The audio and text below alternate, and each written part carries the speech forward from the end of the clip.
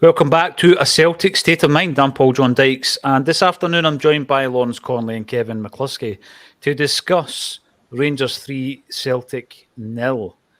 It got a little bit heated at half-time.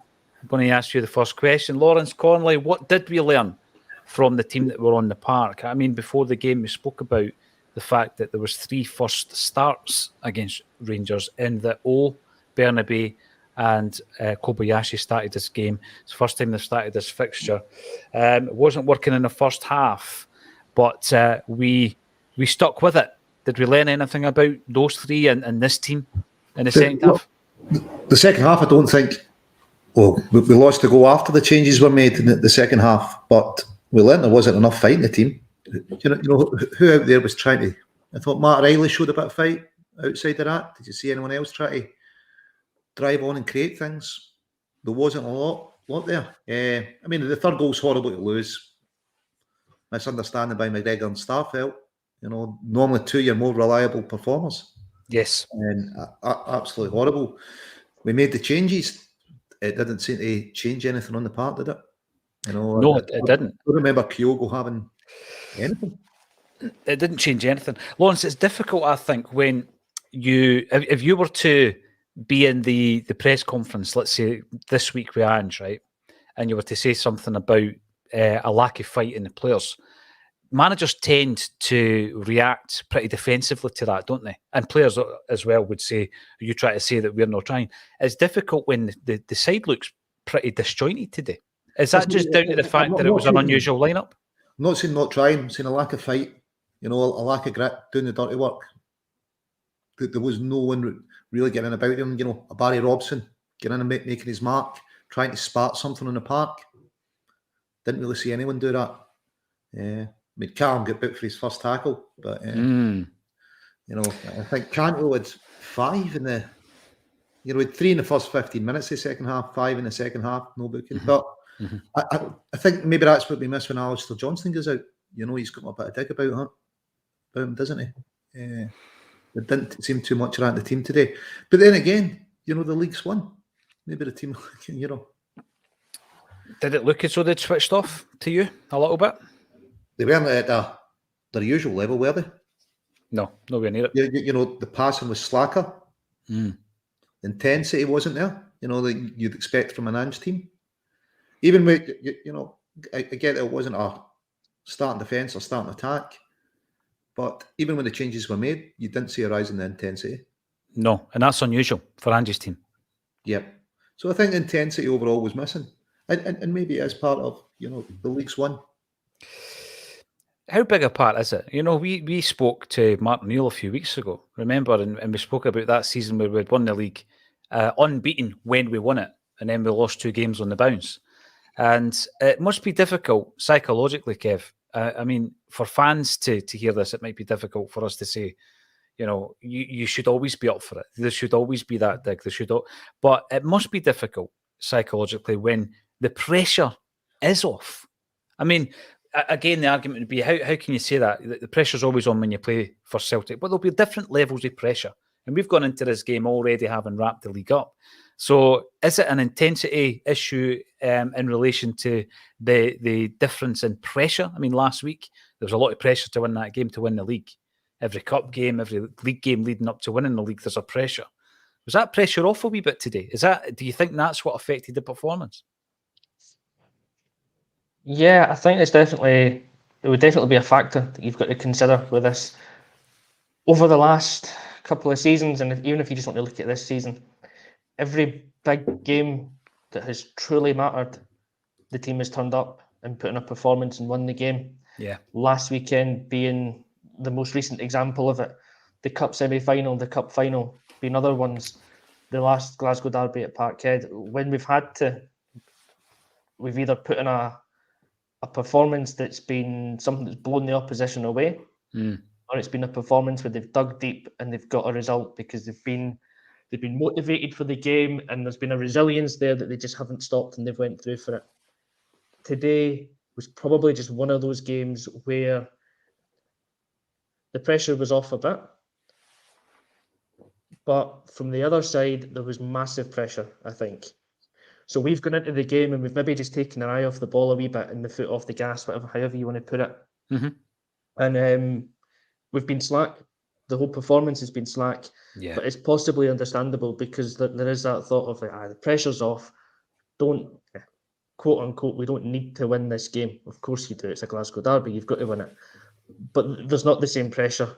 From their side, they 100% had to win this game to give themselves any bit of hope. So you've got those kind of two polar opposites of how you're approaching the game. And I think it showed in the end because we were slack. From the first minute of the game, really, there was so many moments when we just gave the ball away really cheaply in the midfield, and it was big players that were doing it. Mm-hmm. Lawrence touched on it; the intensity wasn't there. There was no fight. There was no dig in the midfield, and that's where we lost the game. And it was actually there was a point that Al Morrison made yesterday when he was talking about the midfield, and he's going on about Real Madrid's midfield and talking about the boys. I can't remember the three who he's mentioned, but there's Camavinga, Tchouaméni, and someone else he's mentioned. And it's not that we should be going for those type of players, but it's that profile of player, the kind of 6 foot. The athleticism. Yeah, I think it was Jude Bellingham, the other one he mentioned, wasn't it? Jude Bellingham's the other one, that's right. So you need someone in there, particularly for these games, that is 6 foot tall, physically imposing, athletic, and can play a bit of football. There's players out there at our level that we can go and get. We don't need to go for the Bellinghams of the world. That's what we need in the midfield, and we need it for this kind of game because we lost it in the midfield. They've got somebody like John Lundstrom, who's a terrible midfield player, but he's physical and he's prepared to fight. And that's the kind of thing that just was the difference today. We were poor. We took an eye off the ball. They had more to play for, and it showed. As well as having more to play for, Kevin, they're playing exclusively to their own fans who, if the shoe was on the other foot, if Celtic had started in the first 5 minutes, that's it set up. It's a completely different dynamic in the stadium. So absolutely, there's a massive part to play, I think, in terms of the fact that the pressure is off. But what I don't want, Lawrence, and I'll come to you with this first, what I don't want is, I'm listening to the commentary team there, and I'm not criticising them per se, but they're talking about, is there a we won a derby trophy and all that? So almost belittling the achievement of winning today's game. In isolation, right?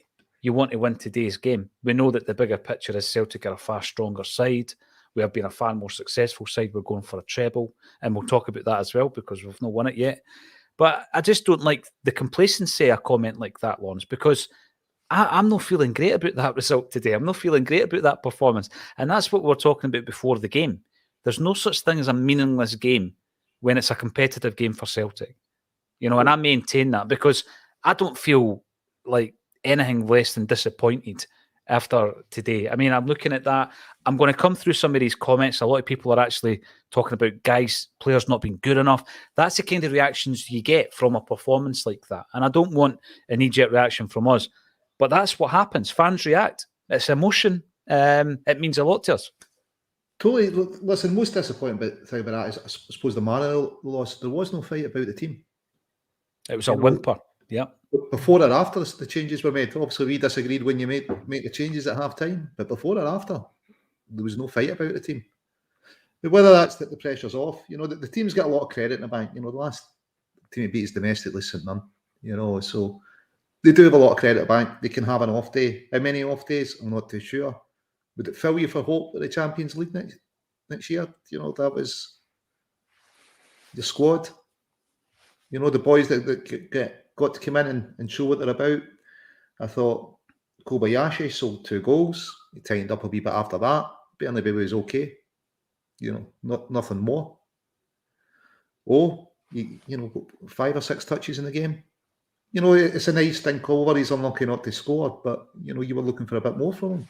Mm-hmm. But as a unit, you expect Angie's team to play at higher intensity, create more chances, and show a bit more fight. As Kevin's touched on, they've done it in every big game. And it's the caveat here. This, in reality, isn't a big game for us. The league's won, but you never want to lose anything. But no, you don't want the players' standards to drop either. Maybe Ange will have a look at that and say, well, this team's actually missing something here, because I'm sure that's not going to be acceptable to Ange, that performance. As much as it's only, the second game this season to lose in the league, he won't be happy. It wasn't a good way to lose. We sold 2 goals and a really sloppy third goal. Yeah, and the thing there that Lawrence mentions about Europe, Kevin, is today the day to talk about that? Should that not be something that we gauge over the entirety of the season, including the European games that we did play this season, to try and identify where we are lacking? Because I think today cannot be the entirety of that analysis. We can't just look at today and say, right, we're going to make a decision on X, Y, and Z. These players aren't good enough. Today was really poor across the board. I mean, like you say, the mistake for the third goal, you're not expecting that from Callum McGregor. We're spoken about Starfelt probably being, in the last 3 games against Rangers, one of the best performers. Today, it was completely different. I mean, we didn't get started from the the offset when Rangers came at us for the first 5 minutes, and we certainly didn't get started in the second half. But I don't think today's the day that you start looking at that one isolated performance and say, right, we're miles off it. We're not as good as we think we are, and Europe's a pipe dream and all this stuff. I don't think today it can be the gauge for that. Would you agree with that? Nah, definitely not. You take this game in isolation, really, because, well, how many games have we played up to now? 32 games this season, 33 games, something like that. That's what you gauge it on. This game is part of that, but you don't just look at this and go, we underperformed today, so this means you need to make X, Y, and Z changes. It doesn't. One of the things that I was thinking about pre-game was what happens if we lose this game, and what does it change? It changes nothing. We still win the league, we still win the League Cup, we're still set on for a treble. All these things can still happen. Regardless of win, lose, or draw today, Ange's got his transfer priorities probably lined up for the summer, and he's probably already looking ahead to January, because that's how Ange works. Mm-hmm. He will absolutely go through the players, I would imagine, for this performance today, and every single one of them that underperformed will know about it. Probably right now you'll be going through them, but you don't necessarily judge a season or a player wholly on one performance today. No. What you do though is you take somebody like O, that me and Lawrence both wanted to keep on, and you look at him and you go, right, I've learned something about you. I've learned that in this type of game, you might not be ready for it yet. So the next time it comes around, Kyogo starts and O's back on the bench. I think there are definitely learnings that he can take. There's learnings that he can take away from about certain players. There's learnings he can take away about the system, about what if we come up against more physical teams again, what type of player do we need? But I think these will be things that Ange already knows. He's already aware of them. Yeah. This is just, it's a shock to the system, because we're not used to losing 3-0 to anyone. It's a right shock to the system, and it's a kick in the balls, and we're going to feel sore about this for the next few days. But we'll pick ourselves back up again and we'll go again. And, strangely as it seems, every now and again, it's good to have something like this happen, because it gives you that reset, it gives you that mentality, and it moves you on. So what to take. But let's just get out of systems as soon as we can. We can take it. Reaction. Yeah, we can take it. I'm going to bring in some of the comments, Kev, because you're right. It is a tough one to take. A boot in the Coots pass. And we've also got Ridiculizer coming in on the YouTube. We've not played well for about 6 games. I've heard a few people saying that there's been a collection of games that we've not played well, and since maybe the second half against Killie, which then extended into the Motherwell game, etc. So maybe I don't think that's knee-jerk. I've been hearing that for a few weeks. Mount Kadath, that was the worst performance of the Ange era. Being on the beach against them is unforgivable, no matter what's at play. Right, so I'm going to ask you then, Lawrence, right? Because we do enjoy a wee ding-dong from time to time, but are you allowed to say, right, we've spoken about individual players, we've spoken about the team not being at it, are we allowed to say, maybe Ange got the selection wrong? Is that beyond us to say that? Maybe he should have played his strongest team. Well, when he made the changes and brought those players on, it didn't make any difference. I didn't see Haksabanovic or, maybe there was his usual energy. Did Cool give us anything? So, he might have got it wrong, but the changes didn't seem to make any difference. It's definitely a bad day at the office. If you're Ange, you go with a lot of the ball, didn't have a lot of shots on target. I think first half was at 7 shots to 1 on target, although I thought we had 2 because I thought Abada should have counted as a shot on target, but we've sold 2 goals and given and missed 2 sitters. You're probably thinking first half we're a bit unlucky there. Come out and you're wanting a reaction from your team. The worrying thing is there was no reaction, and when the subs come on, they didn't seem to pose any threat. So it's difficult. It's difficult in game, isn't it? Because there's a momentum. Yeah, Rangers had the impetus at that stage. But you're expecting to have, I think Yogi Junior was talking about, are we overestimating the depth of your squad? Well, you may have a point. We're the guys that are coming off the bench that were changing things, that were demanding the ball, looking to make things happen. They were showing a bit of fight. You didn't see it there. And whether it is that the pressure's off, the league's won, and you've got to keep it in perspective as well. St Mirren was our last defeat domestically. It's at the end of a long winning run. We're still on course to do a treble. It's maybe a wee bit of a wake-up call. These are guys that we thought we could maybe rely on that were at a bit bigger level, and they're not. So maybe Ange's going to, think, actually, I do need another striker in, or maybe another left back. He'll be in on Monday with the players going over that game and going, look, what he's giving me at the end of the season, because make no mistake, that wasn't good enough. And unless you show something, there will be other players coming in. I think that, what he already wants hasn't been decided on today's performance. I think he's already identified that, something Kevin alluded to. But we've had targets before today's performance, but I think weaknesses will have been highlighted from today's performance. And I think he'll have been shocked by the lack of fight in the team, the lack of intensity. Or players that he thought would normally give it, that haven't.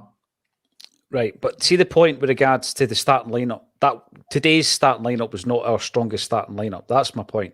And then if you try and change it in a game when the other team's on the ascendancy, they've got a couple of goals up, that's very difficult. That doesn't mean to say that the guys you're bringing on aren't your strongest players. It's just that they were unable to change and turn the game around.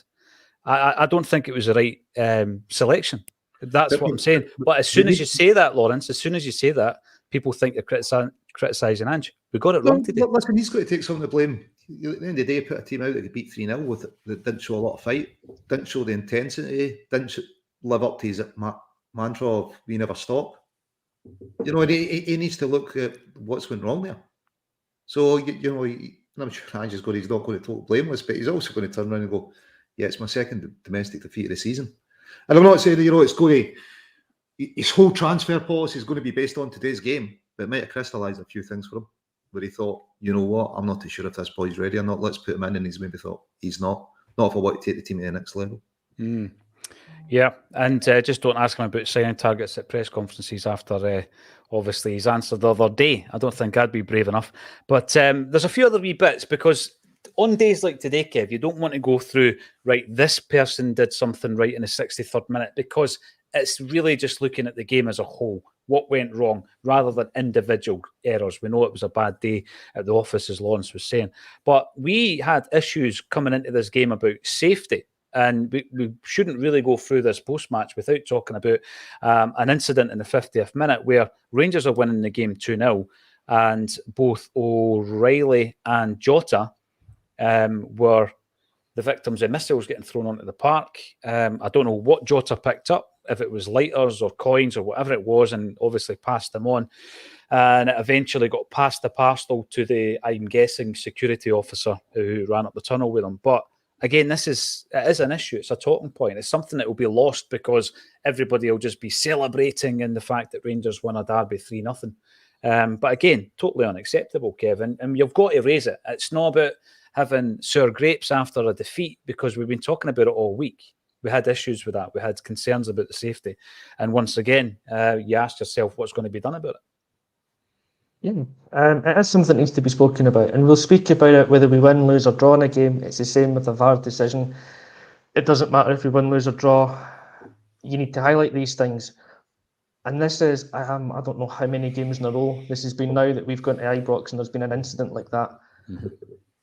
If you can't guarantee the safety of the opposition fans, players, officials, TV commentators who happen to play for the opposition team at one point in their career, you've got to ask serious questions about that. And you've got to wonder how the stadium gets its security license for the game and what's going on to prevent these things from happening. Because it's not a one-off incident. It doesn't happen in isolation. It's every single time we go there. And it doesn't just happen to Celtic as well. We'll highlight it to us, but I'm sure when Hibs go there, when Aberdeen go there, there's been incidents as well. It's one team that has this problem. Again, I'm sure it happens at other grounds, but it's one team that has a really big problem with this. Something needs to be done about it, but it doesn't seem as though there's much of a will for it to happen. Because for that particular one with O'Reilly, I think it's a lighter that gets thrown on, or several lighters. When the fourth official gets them, that's the end of the incident. Nothing happens. There's no urgency about it. There's no go to the crowd and try to get them to calm down and actually behave like human beings. It's worrying. It's worrying because it's allowed to happen, and it's something that happens every single time. Yeah. I mean, remember the glass in the 6-yard box. And by the way, this isn't us deflecting. It was a really bad performance. We're all in agreement with that. But with the glass in the goalmouth, no one's been identified as being responsible for that. And it seems pretty obvious to me that a glass container, even while it's broken, is one of the easiest things to pick up fingerprints from, but it's just the way that it's dealt with. It's like before you know it, it's contaminated because somebody's coming on and just getting their fingers and getting their dib-dabs all over it. Paddy Lavery, welcome to the show, my friend. A hard watch indeed and a shocking performance. I might need to go for a pint. Lawrence, are you going to go for a pint after that? Would that drive you to drink? Oh, mate, it's my birthday. I'm going out for dinner tonight. Happy birthday. Right. Are we going to do guess the age? I'm going to say 48. Oh, jeez, wasn't it? Oh, then I'll go 47 because I like Lawrence. He's a good guy. There you go. Lawrence, what's wrong? Younger? 21? No, mate, I'm older. Are you? Wow, you're doing it right. Well, you're not 50. You're not 50. That's for sure, mate. Right, for sure. So you're 49. Okay. Indeed. Yeah, so enjoy your wee sherbet. 50. What was that, Lawrence? Janie Mackham, nearly 50. Yeah. 49. Another year closer. Northampton, Tim wouldn't write anyone off today. Mistakes all over the park. Yeah, that's what we're saying. Callum McGregor wasn't at it today. He didn't have a good game today. So we're not going to write players off based on their performances on today. And as Lawrence keeps pointing out, and he's quite right, look at the season we've had. The last time we got a defeat was against St Mirren. And we weren't going to write anybody off after that because I think we're long enough in the tooth, Lawrence, to realise that days like today happen. How much of it can we put it down to in relation to the situation that we've got now as well, that every time we go to Ibrox, it is going to be an unusual scenario. It's going to be a strange atmosphere, because I think you use that to your advantage. I think you get their fans on their back by getting right in about them. Listen, I think it's a benefit to both teams to have, the home games are tilted in the home team's favour without any away fans there. If you can get one or two up in your away team, it then goes to your advantage. But it's getting ahead, at 0-0, it's tilted in their favour. Games like today happen, mate. Goldson's get as many saves as McCrory, which is probably the disappointing thing. It's down to the team. I'm sure they'll come together and say, look, it's the second loss of the season, but boys, what were we about there? That's not how we want to perform. And Callum and Ange will have them in, chatting about it. Ange has got his plans for next season. We've still got a treble on our sights. You're maybe a bit more worried about what top. Not that he's had a lot of minutes since he came to us. Is he maybe lacking match sharpness? Who knows? He didn't get a lot of service today, though. Hatate, I think, definitely lacking match sharpness. He's definitely needing minutes to get back to the level he's at. I mean, he's my player of the season, but really poor today. Yeah, Yeah, but you were talking there about you look at the aftermath of that. Yeah, we've got some great days ahead of us. We've got a trophy day at Celtic Park. We've got a Scottish Cup final we look forward to. But you go back in next week, Lawrence, and I don't know about you, but I'm confident enough that beyond Ange, there's enough characters in that dressing room. Guys like Callum McGregor, Joe Hart, even Tony Ralston. I didn't think Tony Ralston played well today. There's enough characters in the dressing room that will, if anybody's in any doubt whatsoever, they will know this is unacceptable. This doesn't happen again. Listen, Callum's been a big part of the team that's dominated for the last 10 years. So, it's... They'll know it's unacceptable. What they're going to do about it, pinpoint what went wrong, is it that they have taken their foot off the gas because it looked like it. They didn't have the intensity. There was a lot of slack passes, and not just when we were under pressure. When we're out of pressure as well, there was slack passes. And they need to figure out what it is. Is it they were a wee bit tired at this stage of the season, and we thought we're just going to take it easy? Maybe. We'll see what the rest of the season brings. Hopefully it brings a treble. Hopefully we get a bit of reaction. Have we looked tired in a few games before this? Yeah. Have we not looked up to the early season mark? Yeah. It doesn't make us a bad team. It's the second loss of the season. Yeah. But I suppose we take solace with Champions League money. We've got some sell-ons coming in. And would we trust Ange to improve this squad even further? I think definitely. Well, I certainly do, Lawrence. Yeah, no doubt about it. David Boyle, absolutely unacceptable. The midfield were run over and fullbacks showed nothing. Ange really needs to develop a 4-2-3-1 system, as it was like watching a European game way too open. I did feel that the fullbacks, the first half, Bernabeu was getting involved. I thought he was doing okay, but Lawrence has spoken about a kind of like dropping from your first pick to your second pick, talking about a depth and squad, Kevin, and we've been massive champions of Tony Ralston, certainly, but we really did miss Taylor and Johnston. But then you're looking at that defence, we missed Carter Vickers massively as well. You look at the 2 goals in the first half, if that's Vickers' domain. That's what he's good at, sweeping up after the ball's ricocheted off of Joe Hart or winning the header. That's some of his strengths. So yeah, on a different day, these things don't happen. You go in at nothing each and it's a different game. So then you start thinking to yourself, right, so is the second tier, is the second choice good enough? But then how do they get good enough if they're not getting enough games? Is it a dilemma to Ange? I don't think he's going to be throwing the baby out with the bathwater here. I don't think he's going to be losing faith in guys like Kobayashi after today's performance, as poor as it was, because it was not just those 2 moments. His passing was poor as well, and he's been lauded for being a great passer of the ball. So I really don't think there's going to be any knee-jerk reaction. I'm looking forward to hearing what Ange has to say after the game.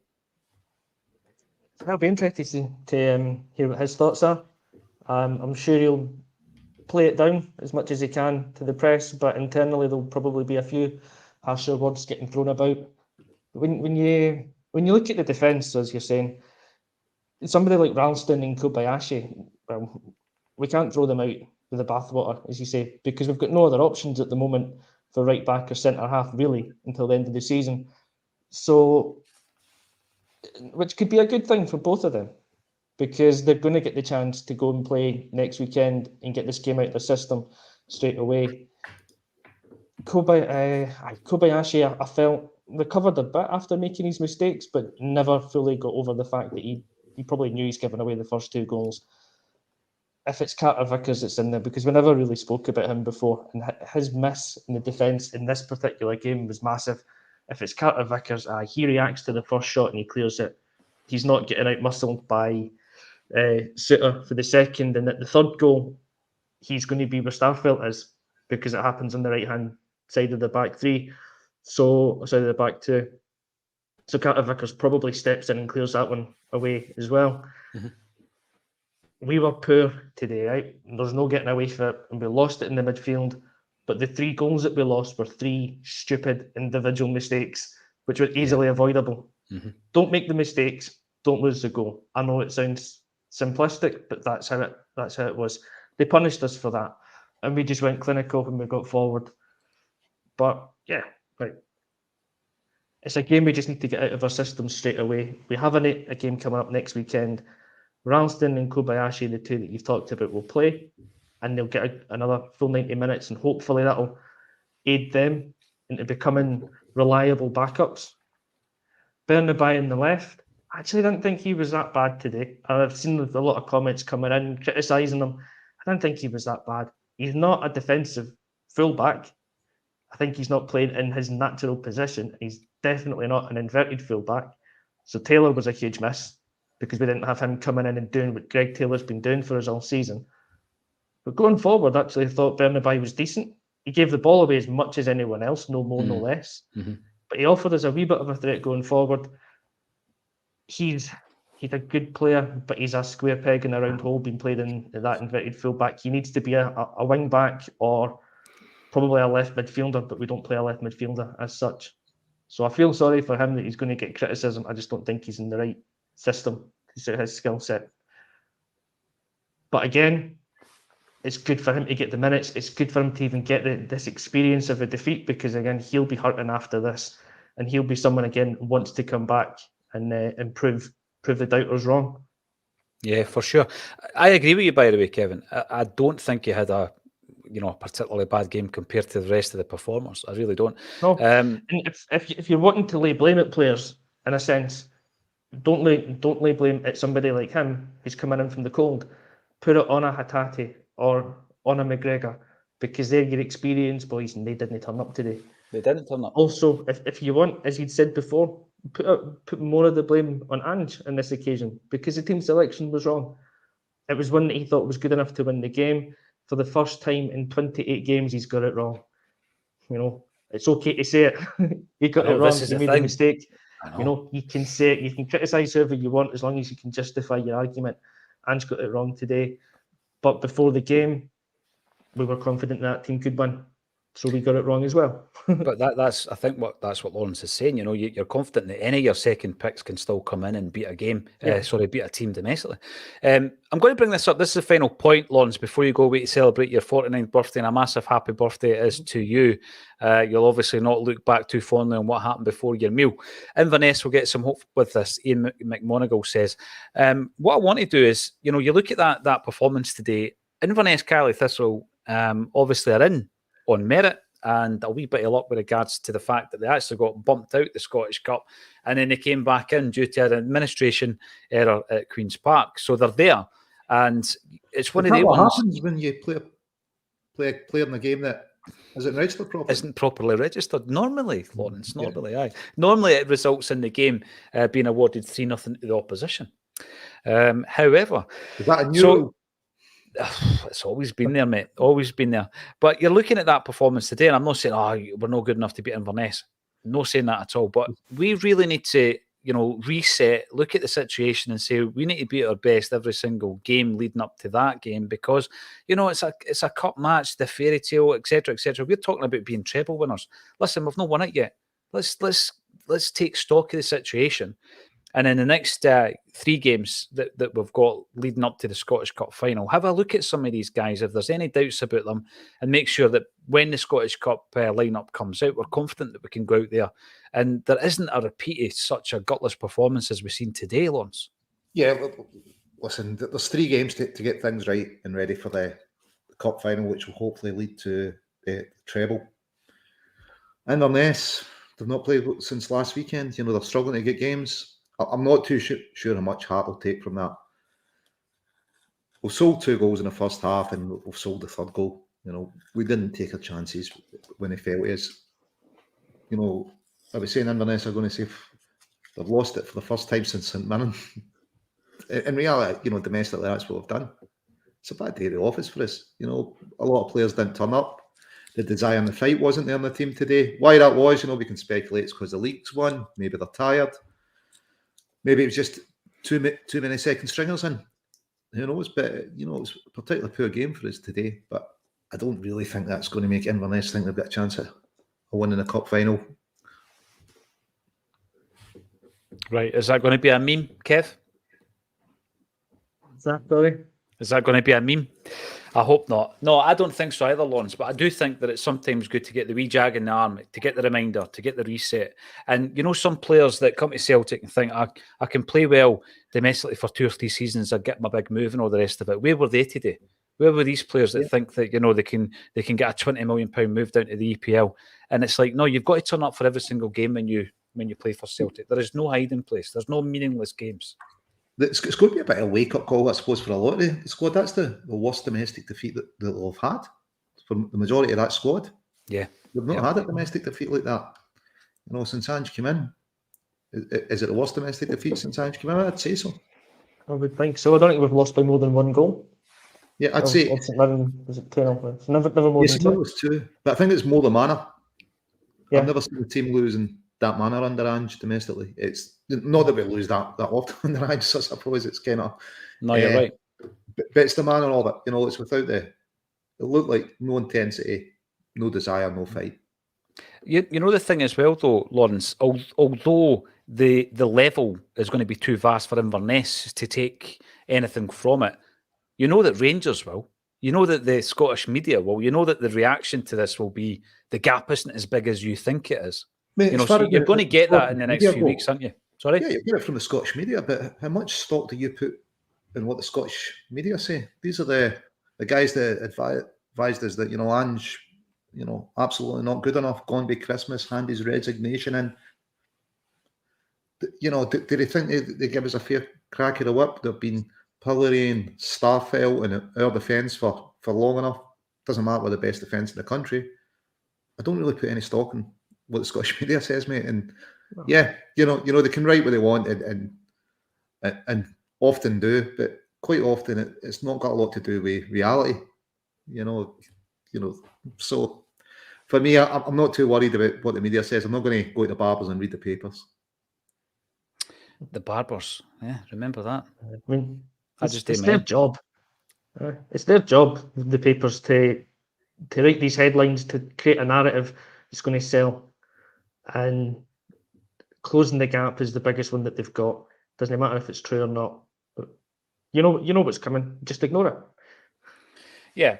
By the way, you mentioned that there's a lot of criticism of Bernabei coming in through the comments, and I think that is maybe reactionary after the result today, because he is a player, Lawrence, we've spoken about quite a bit on Acsom this season, and I really don't think he was a standout bad performer today. Last 10 minutes he beat kind of easily a couple of times, but I think he picked up an injury by then, mate. Yeah, so he, I think it was Matondo turned him, and you were like, mate, he's turned you like you're not there, and got a shot off. But I think he picked up an injury there. It wasn't a worst performer in a part, far from it. He's not had a lot of minutes since he came to the country. He needs minutes. He needs to get used to playing in the team. Same with O. Listen, we put it down as a bad day at the office. The opposition, they clearly wanted it more than our team. They had more fight, more desire on the park. We move on. We've still got a treble to win, mate. Absolutely. The urban culture, Inverness will be walloped. I thought we'd end on a positive, Kevin. They'll be walloped, and there's a few birthday messages coming in for you as well, Lawrence, so hopefully you go away and enjoy your birthday as well. Thanks everybody for getting involved. Yeah, not a good day at the office, but 1,200 of us were able to come into the chat and discuss that, and hopefully you do enjoy the rest of your weekend, regardless of the result. Thanks everybody for getting involved. We've got a couple of live events. I'm pretty sure Lawrence will be there. The only reason Kevin won't be there is because he's in Hungary. We've got Jackie McNamara at the end of this month, Gordon at the end of the next month, Gordon Strachan. Yeah. He won't be at those two, but I've heard he's going to be at the one in Hungary, the Acsom event out there with Mr. Ramon Vega. He kind of dipped his toe in there. I don't know if you expected Ramon to agree to it, but he has agreed to it, so we're going to do it. Over to you, Kevin McCluskey. Find a venue. Aye. Let's do it. Aye. Exactly. That seemed like a good idea last night, just to pop that question out. Did not expect the reply that we've got, but hey, need a chance. You don't ask, you don't get. So let's do it. Yeah, absolutely. I might even fly over for it, mate. We both will. We both will, Lawrence. Listen, thank you all for getting involved and supporting Acsom. Give us a thumbs up on the YouTube channel. Not a great day today, but we'll be back on Monday at 12:30 as always. And all that's left for me to say is Kevin McCluskey and Lawrence Conley. Big happy birthday to you, sir. Thank you for joining me on A Celtic State of Mind.